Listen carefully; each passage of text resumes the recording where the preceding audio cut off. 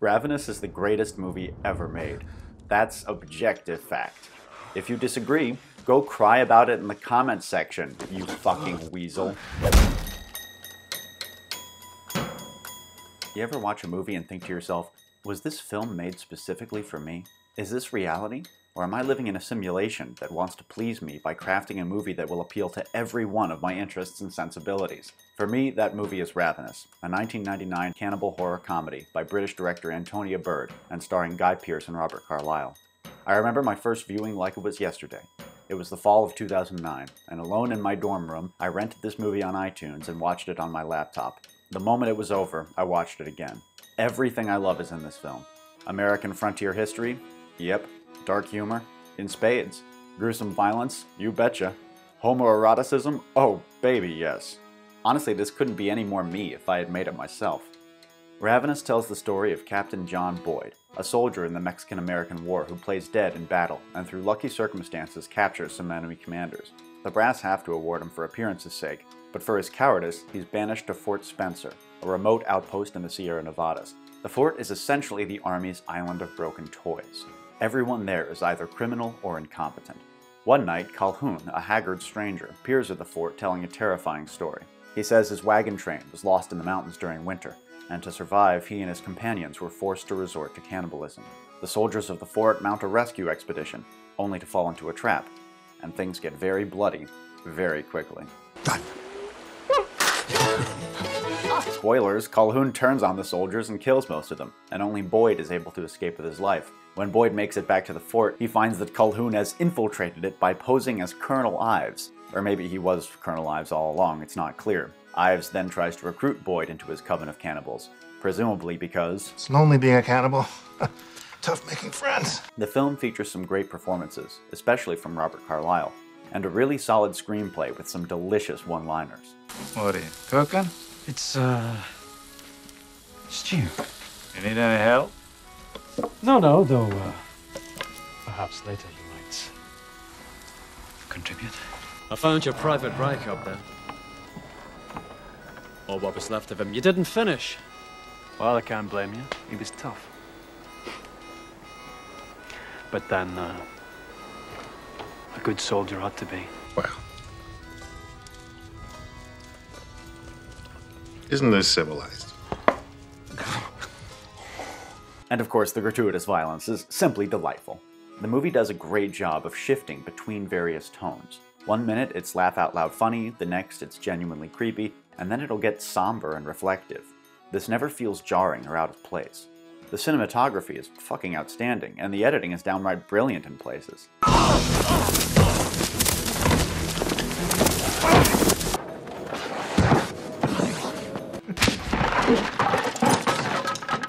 What stands out to most viewers, and not just unemployed film school dropouts like myself, is the musical score by Michael Nyman and Damon Albarn.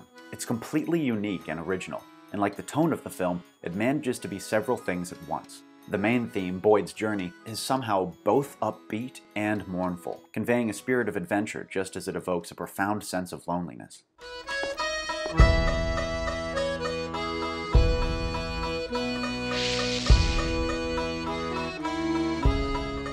The more villainous theme you hear in tracks like Calhoun's Story and Manifest Destiny is simple and brilliant, building from just one little string of notes into a huge, swelling evil anthem.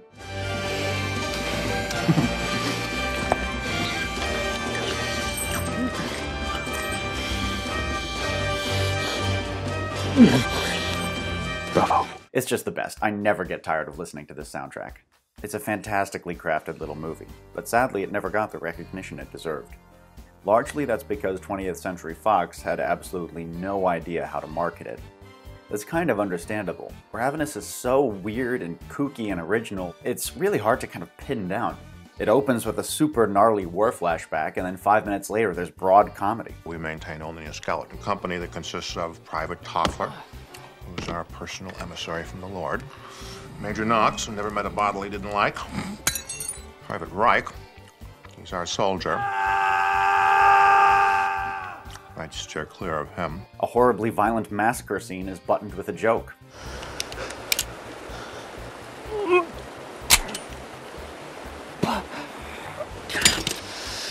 so annoying. So inexplicably, the studio billed it as like a stoner comedy? I guess because David Arquette is in it, it doesn't make any sense. Now, one man must choose. We need others. Between having dinner Not me. and being dinner. But thankfully, when it came out on home video, Ravenous found a small audience. Later, it was on Netflix for a while and got a reputation online as a quirky hidden gem. Those who know it, love it, and among nerds at least, it's regarded as a bit of a horror cult classic. But calling Ravenous a horror film does it a disservice. It's just as much of a historical epic as it is a slasher flick. It explores heavy, weighty themes of addiction, masculinity, homosexuality, trauma, and colonialism. And like all the best movies, it transcends genre cliches to tell its story in the most emotionally affecting way possible. To understand how on earth a trashy horror comedy can address topics like colonialism and trauma with anything even resembling good taste, we've got to take a look at the work and the process of the director, Antonia Bird.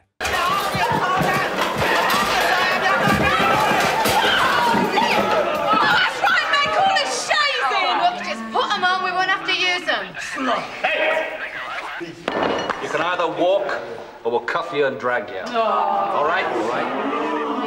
I haven't got any clothes. We'll put them on downstairs. Let's just go, eh, Jippo? At the moment, I'm just helping you off the premises. But if you like, I'll nick you. Up to you, sir. That was a clip from Antonia Bird's first feature film, Safe, a harrowing drama about homeless youth in central London. Yes, the same woman who directed this also directed this. I'm scared! You stupid, idiotic little man, I'm scared! Do you know what it's like? Since they told me, I feel like I'm locked inside a cell with the walls closing in on me, the ceiling pressing down, the floor coming up to meet me, and I'm getting smaller and smaller, and it's crushing me, and I'm shrinking, and I can't go! See, Antonia Bird is not known for her plucky horror comedies. In her heyday, she was celebrated for ultra-realistic, horribly depressing art house films. Right now we're watching a scene from Priest, probably her best British movie. It's about a Catholic priest struggling to control his own homosexual urges, while also dealing with the revelation that one of his parishioners is raping his own daughter on the reg. I'm not your textbook case. I'm no sexual inadequate. I've just seen through all the bullshit, that's all. Inhuman, is it? Unthinkable?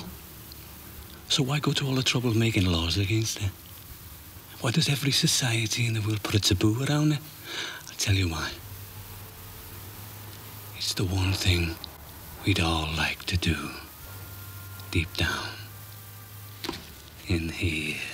Oh my god. Antonia's movies are full of these sorts of raw, spontaneous performances, and it's no wonder, given her background in the London theatre. I believe that the actor is supreme on a film set and must be treated with all respect possible. But don't take that to mean that she would coddle her actors. She would expect them to go the extra mile to find the reality of their characters. And so, again, typical Antonia, she says, well, what do you want to do? I was like, I don't know. And I said, well, you know, I've never been homeless, you know. I've been close to it, but I've never been homeless, so maybe I should try that. And I knew roughly, you know, where homeless people gathered, which was just grim existence. There was a couple of really dodgy moments, you know, that happened during it, you know. And I had a wee piece of card saying homeless and hungry. And I would sit there, you know, and like a whole day went by just about, and I think there was about 50 pence or something had been thrown on, along with lots of spit as well. And like 2 or 3 people went by. I mean, I'm sitting there and just went, spat, and it hit me, you know what I mean? I was like, again. You know what I mean? That was harsh. That was harsh. And so it gives you an indication, you know, of what it was about. So it helped. And Antonia, she obviously loved us. She lapped us up. She thought this was great, you know. In 1995, Antonia directed her first Hollywood movie, Mad Love, starring Drew Barrymore. She went in thinking that the film would be an honest examination of mental illness, with a story about a toxic relationship between 2 volatile teenagers. But the powers that be wanted an inoffensive, marketable romance film. And slowly but surely, Antonia was forced to compromise her vision. During the course of the film, for whatever reason, maybe it was because it had big stars in it like Drew Barrymore, etc., it became softened. Antonia was disillusioned by the whole experience and hated having to kowtow to the American studio system. So she was understandably hesitant when, in 1998, she received a panicked phone call from her old buddy and collaborator Robert Carlyle. He begged her to take over the troubled production of a major Hollywood movie filming in Prague. After 3 weeks of filming, 20th Century Fox executives had fired the director, Milcho Maniszewski, who would later say of the experience, "It was all about who's got a bigger dick. Hollywood is full of the most miserable, unhappy people I've ever met, and I'm from the Balkans." The studio tried to bring in the director of Home Alone 3 to take over, which caused the actors, understandably, to go on strike. So you had 180 crew members not knowing if they were going to have a job the following week, actors refusing to work, and all the while the money counter was running, thousands of dollars going up in flames with every delay. So as a favor to her friend Bobby, Antonia agreed to brave the treacherous Hollywood quagmire one more time. And so it came to pass that a sensitive art house filmmaker, and a vegetarian as well, I might add, was hired to direct a gratuitously violent cannibal comedy. A cannibalism comedy in the 1840s from somebody who had made the British films that Antonia Bird had made, that shouldn't have worked. And yet, it was her best film. Antonia wouldn't be completely happy with the production. Again, she struggled under the constraints of her Californian overlords, and a few changes made by the studio and editing would really bother her. But even so, her distinct voice was never lost. If you're familiar with her work, you can see right away that Ravenous is unquestionably an Antonia Bird film. And that's impressive, especially given the fact that she had barely any time to prepare. Antonia has 1 week prep, a week to prep this thing. And then she shot what you saw. A week. It's incredible. It's incredible. No, it's absolutely incredible. I mean, for people that don't realise prep, can range anything for up to years. People prep films, you know what I mean? And certainly when they get the monies through, then you've at least talking a good few months, Antonia had a huge talent for making her movies feel real. The scenes in them, they don't feel scripted. They just feel like people having conversations. And you might think that that wouldn't translate to a supernatural Western cannibal film, but it really does. And the most obvious example of this that I can think of is the final confrontation between Boyd and Ives. The reason that this knife fight is so fucking awesome is because it feels real. Sure, the characters are supernaturally strong because both are infected by the Wendigo curse, but there's no flashy choreography. It's just two men trying their best to kill each other by any means necessary. Now, I've never been stabbed, but an old friend of mine who was told me it was the most painful thing he had ever experienced. Realistically, after you get stabbed a few times, you can't pull any badass fancy moves in a fight. And the fact that after taking a couple injuries, Boyd and Ives are just staggering at each other like a couple of geriatrics makes it feel like a real knife fight. All the stabbings and all the hits feel like they really hurt. This is one of the most realistic fights I've seen in any movie, especially a genre movie. I will destroy you! All of Antonia's movies are centered on the performances, and Ravenous is no exception.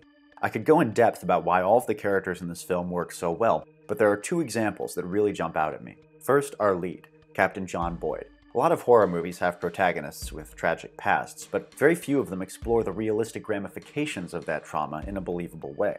What did you get the medal for? Cowardice. Guy Pearce's performance is understated, and his arc is subtle. He's not a comically badass tough guy taking out cannibals left and right. No, he's sensitive, damaged, almost effeminate. And while there's some of that on the page, what really drives it home is the performance and the direction. Boyd spends the whole second half of the movie struggling with his overwhelming desire to eat human flesh. On paper, that's a silly premise, and it could have come off as completely goofy or just plain bizarre. But it's believable, because Antonia didn't approach this character thinking to herself, okay, this is a man who wants to eat people. She approached it thinking, this is a junkie trying to kick a habit. She connected it with something in the real world that she could draw from. And it comes through. There are so many scenes when Ives is tempting Boyd where he sounds like the personification of nicotine withdrawal. Remember this? You smell it?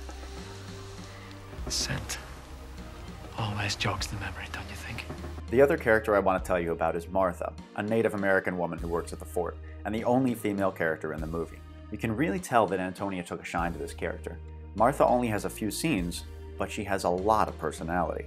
Colonel Eyes and I have agreed Boyd will be moved to a military prison as soon as possible. One of us must travel to San Miguel by foot to get General Slauson. Volunteers? A lesser director wouldn't have bothered giving this minor character much to do except get blood splattered on her. Some directors, or maybe producers, would have made sure that a buxom 22-year-old was cast in the part. But no, Martha just looks like somebody's aunt. I love that. And she has some really great moments. How do you stop it? You don't. You ever give yourself? When Diego eats, must eat more. He never enough. He takes. Never gives.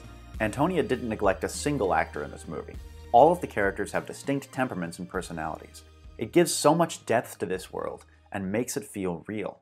Speaking of going deeper... And the sort of homoeroticism in the end. Yeah, oh yeah, a lot of that. Were you talking about that? Or? So I certainly did. I was looking at that from the very beginning. I thought, oh, doesn't he just want to eat Guy Pearce? He's going to have Guy Pearce at the same time. This movie's gayer than Southern decadence. You've tasted it.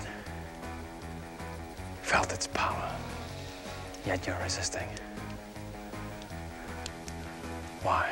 You hunger for it. You just won't resign yourself to it.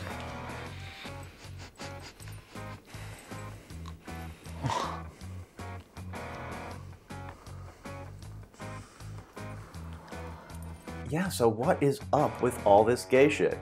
I don't know, man, but it's fun. It adds a little bit of spunk. It makes Colonel Ives scarier and more unpredictable. You don't know if he wants to eat you or kiss you. I think the homoeroticism was a brilliant choice, and again, a less gutsy director would not have even thought of adding that subtext. And though Ravenous addresses all of these aforementioned themes with some serious gusto, at the end of the day, this movie isn't about homosexuality, trauma, or anything else we've discussed so far. The central allegory of Ravenous is... Manifest destiny. Westward expansion. Ives justifies his diet by pointing out that 1840s America is essentially doing the exact same thing he is, consuming everything around it in the pursuit of power. The clear implication here is that Americans cannibalized their own continent, absorbing the strength and the spirit of those it conquered. You could call it a heavy-handed metaphor, but it doesn't just speak to the crimes of America's past. It's also a scathing satire of how that past shaped America's modern-day mindset. When Diego eats, must eat more. He never enough. He takes. Never gives. Manifest destiny is alive and well, my friends. We like to imagine the American dream as a cute and cuddly thing, but a lot of us want that dream to come true so badly that if you get in our way, we're gonna cut your throat and fucking eat you. And many of us, myself included, are so fixated on achieving goals or buying products that we think will make us happy and fulfilled, that we don't stop every once in a while and contemplate that our most precious personal dreams might be entirely self-serving. For 2 millennia struggling with the nature of man, the ideal society, morality, boil it down, it's the same issues we can't solve today. Happiness and how to achieve it. Aristotle sought truth, Colonel, not happiness. One American industry in particular is full of vapid, ambitious people who will do anything to get what they want. LA is the most cannibalistic society I've ever been in, Antonia Bird once remarked. It's no coincidence that General Slauson, who unknowingly eats human flesh at the end of the film, shares a name with a major boulevard in Los Angeles. Antonia is implying that literal cannibals founded Hollywood, and I think that's just hilarious. So what we have here is a cannibal film that has next to nothing to do with cannibalism. Instead, it's one of the most unexpectedly profound explorations of the American psyche ever put to film. Ravenous was the last movie Antonia Bird would make for Hollywood, which probably doesn't surprise you. She returned to London and went back to her roots directing British TV. Her later movies met with acclaim, but never made quite as much of a splash as her work in the 90s did. In the early 2010s, Antonia was diagnosed with thyroid cancer, and on October 24th, 2013, she died, peacefully, in her sleep. She was 62. Okay, so it may be a little bit of an exaggeration to say that Ravenous is the best movie ever made. Fine, I'll grant you that. But it's my personal favorite. And if you're just hearing about it for the first time and want to give it a watch, then Bon appetit.